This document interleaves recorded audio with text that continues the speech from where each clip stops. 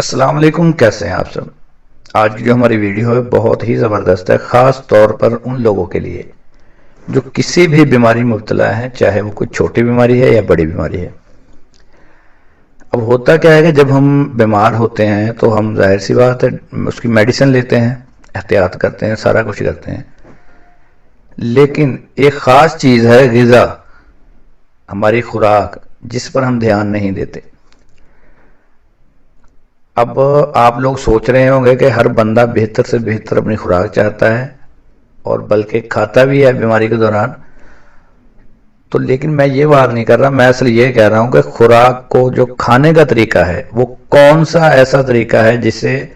آپ استعمال کریں، اس طریقے سے آپ کو خوراک کو آپ کھائیں، اپنا کھانا کھائیں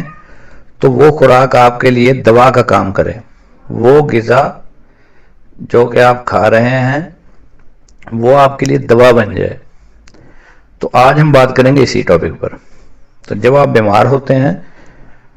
تو موسٹلی جو ہماری بیماریاں ہوتی ہیں یہ معدے کی وجہ سے جنم لیتی ہیں کہ ہمارا معدے ٹھیک نہیں ہوتے، تو پھر بعد میں چھوٹی بیماریوں سے بڑی بن جاتی ہیں۔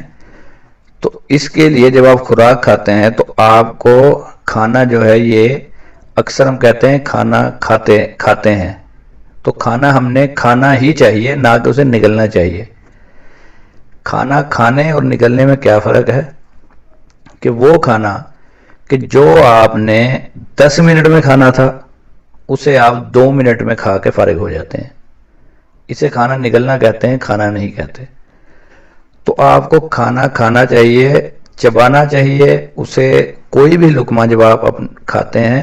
تو اسے اچھے طریقے سے چبائیں تاکہ آپ کا جو قدرت نے لعاب آپ کے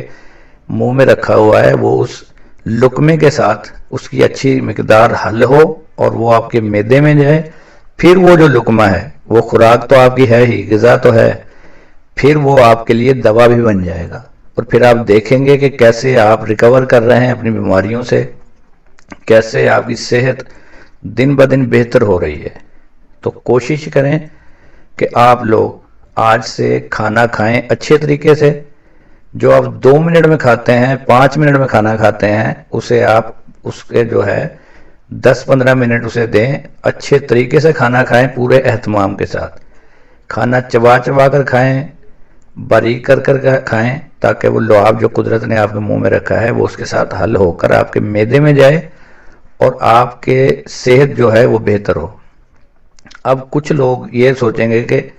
جو بزرگ ہوتے ہیں جن کے منہ میں دانتوں کا مسئلہ ہوتا ہے، چبا نہیں سکتے، تو بزرگ جو ہوتے ہیں یہ ہمارے بڑے ہوتے ہیں، جس طریقے سے انہوں نے ہمارا خیال رکھا ہوتا ہے بچپن میں، ہمیں چاہیے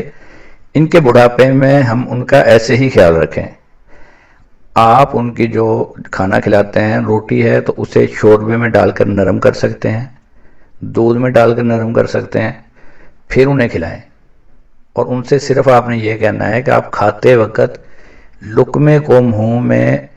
آپ چباتے رہیں، جتنا بھی وہ کر سکتے ہیں، چاہے مسوڑوں سے ہی چبائیں، تو اس طریقے سے وہ لعاب جو ہوگا اس لقمے میں شامل ہو جائے گا، وہ پہلے ہی آپ وہ خوراک نرم کر چکے ہوں گے، تو یہ ایک بہترین غذا بن جائے گی، جو کہ غذا ہی نہیں رہے گی، آپ کے لیے دوا بھی بنے گی۔ تو آج سے آپ ایسے ہی کھانا شروع کریں، انشاءاللہ اس طریقے سے آپ کھانا کھائیں، آپ صحت مند رہیں گے، آپ کی صحت دن بدن بہتر ہوگی، آپ بیماریوں سے چھٹکارا حاصل کریں گے۔ تو نیکسٹ ٹائم پھر کوئی اچھی سی ویڈیو لے کر حاضر ہوں گے، تب تک کے لیے اللہ حافظ، دعاؤں میں یاد رکھیے۔